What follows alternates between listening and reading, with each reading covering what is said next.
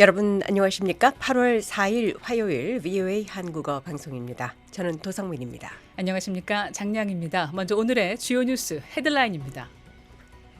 도널드 트럼프 미국 대통령이 이란에 대한 대규모 공격 계획을 취소하고 협상에 나설 것이라고 밝혔습니다. 하지만 이란은 미국과의 협상을 부인하며 관련 발표를 일축했습니다. 미국과 이란이 외교적 해법을 모색하면서 국제 유가가 큰 폭으로 떨어졌습니다. 호르무즈 해협 통항 재개 기대가 커진 가운데 미국과 유럽 증시는 상승세를 보였지만 아시아 증세는 혼조세를 나타냈습니다. 미국 하원에서 북한의 해외 정보 기술과 IT 인력 송출을 겨냥한 초당적 법안이 발의됐습니다. 북한의 원격 근무 위장 취업을 차단하고 동맹국들과 공조를 강화하는 내용이 담겼습니다.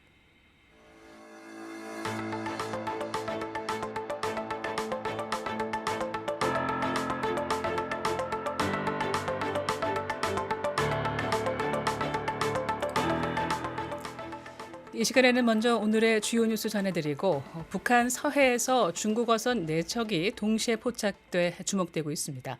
디브리핑 순서에서 그 의미를 자세하게 알아보겠습니다. 또 민간과 군사 분야를 총망라한 드론 시장의 대전환이 이뤄지고 있는 상황, 전문가 인터뷰 드론 라이프 미리엄 맥네 편집장의 견해 들어보시겠고요. 이어서 에브리데이 잉글리시, 또 미국의 제10대 존 타일러 대통령, 아메리카 250에서 들어보시겠습니다. 오늘의 탑뉴스입니다. 도널드 트럼프 대통령이 이란을 상대로 계획했던 대규모 공격을 전격 취소하고 3일 오후부터 협상에 나설 것이라고 밝혔습니다. 이란은 미국과의 협상은 없다며 즉각 부인했습니다. 도널드 트럼프 대통령은 2일 전용기인 에어포스원에서 기자들에게 이란과 협상 형태의 대화를 원하고 있으며 협상은 3일 오후 시작된다고 말했습니다. 트럼프 대통령은 앞서 자신의 소셜미디어인 트루스 소셜을 통해 이란에 대해 계획했던 공격이 2차 세계대전 이후 최대 규모가 됐을 것이라면서 하지만 사우디아라비아와 아랍에미리트, 카타르, 이란의 요청에 따라 공격을 취소했다고 밝혔습니다. 이어 호르무즈 해협 개방과 이란 핵 프로그램을 포함한 합의의 윤곽이 잡혀 있다고 말했습니다. 트럼프 대통령은 그러나 협상에 참여하는 인사와 협상 장소 등 구체적인 내용은 밝히지 않았습니다. 이란은 트럼프 대통령의 발언 내용을 즉각 부인했습니다. 에스마일 바카이 이란 외무부 대변인은 3일 기자회견에서 현재 미국과 협상하고 있지 않다며 가까운 시일 내에 외국 대표단을 맞이하거나 협상단을 해외에 파견할 계획이 없다고 밝혔습니다. 이란 측은 현재 호르무즈 해협 통항 문제와 관련해 오만과의 협의 중이라는 입장을 유지했습니다. 이와 관련해 미 CBS 뉴스는 2일 정통한 관계자를 인용해 현재 논의 중인 제안에는 호르무즈 해협 재개방과 영내 이란 연계 민병대의 공격 중단, 미국의 대이란 해상 봉쇄 해제와 이란의 원유 수출 허용 등이 포함되어 있다고 보도했습니다. 다만 합의는 아직 이루어지지 않은 상태라고 덧붙였습니다. 이런 가운데 국제유가는 외교적 돌파구에 대한 기대감에 급락했습니다. 쿠웨이트 국방부는 자국 방공망이 1일 새벽 이란의 드론 위협을 또다시 탐지해 요격했다고 밝혔습니다. 또 영국 해양무역관리센터는 1일 오만 해안에서 약 20km 떨어진 지점에서 유조선이 정체불명의 발사체에 피격돼 기관실이 손상됐다고 보고했으며 인명피해는 없는 것으로 알려졌습니다. 도널드 트럼프 미국 대통령이 이란과의 갈등 해결을 위해 외교적 해법을 추진하면서 국제유가가 큰 폭으로 하락했습니다. 이에 따라 세계의 증시는 혼조세를 보였고 미국 증시는 상승세로 출발했습니다. 오종수 기자입니다. 세계 유가가 3일 큰 폭으로 하락하고 국제 증시는 혼조세를 보이고 있습니다. 도널드 트럼프 대통령이 주말 동안 미국과 이란이 분쟁 해결을 위해 외교적 접근을 추진할 것이라고 밝힌 데 따른 것입니다. 트럼프 대통령은 1일 트루스 소셜 게시글에서 호르무즈 해협의 완전한 개방과 이란 핵 위협 종식을 조건으로 미국이 계획했던 대이란 공습을 중단한다고 밝혔습니다. 트럼프 대통령은 2일 중동 국가들의 요청에 따라 제2차 세계대전 이후 최대 규모의 공격을 보류하기로 합의했다고 밝혔습니다.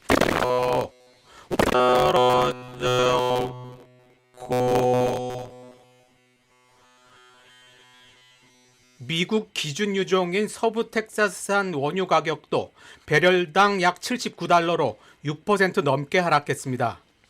원유 가격 하락은 전략적 요충지인 호르무즈 해협을 다시 개방하려는 최근의 노력이 성과를 거둘 수 있다는 기대를 반영한 것입니다. 2일 트럼프 대통령은 미국이 3일 중에 이란과 대화를 시작할 것이라고 밝혔습니다. 아시아 증시에서는 미국과 일본이 지난달 말 40년 만에 최저치까지 떨어졌던 엔화 가치를 끌어올리기 위해 공동 대응에 나선 이후 엔화가 달러 대비 소폭 강세를 나타냈습니다. 일본 니케이 225 지수는 0.94%포인트 하락한 63,754.90으로 마감했습니다. 한국의 코스피는 5.12%포인트 내린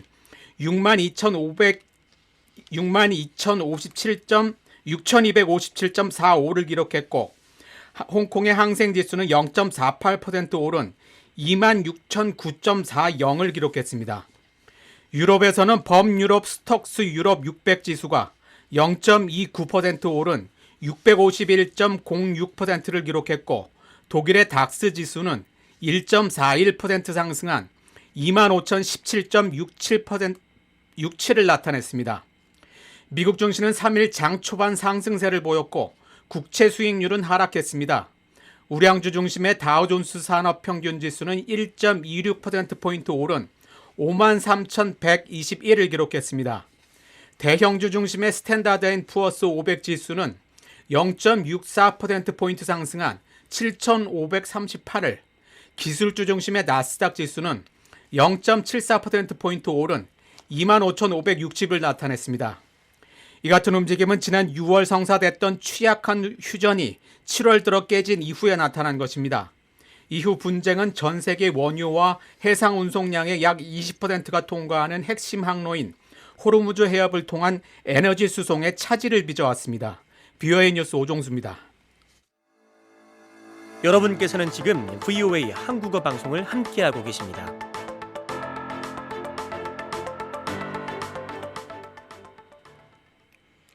미국 하원에서 북한의 해외 정보 기술 인력 송출을 겨냥한 초당적 법안이 발의됐습니다. 미국 국무장관과 동맹 우방국과 함께 북한의 원격 근무 사기 수법을 탐지하고 차단할 권한을 부여하는 내용입니다. 이존 기자입니다.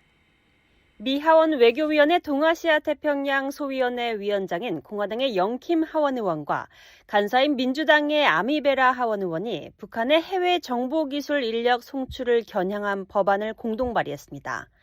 김 의원이 대표 발의했고 베라 의원이 공동 발의자로 이름을 올렸습니다.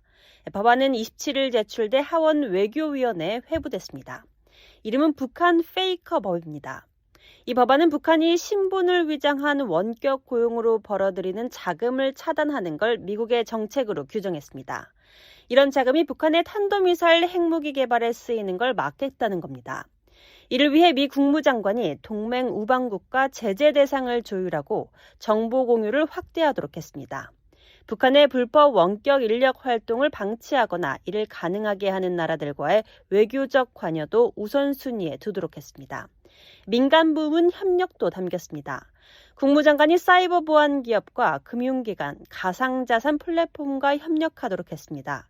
인공지능과 합성 신원을 이용한 위장 수법에 대응하는 조항도 포함됐습니다.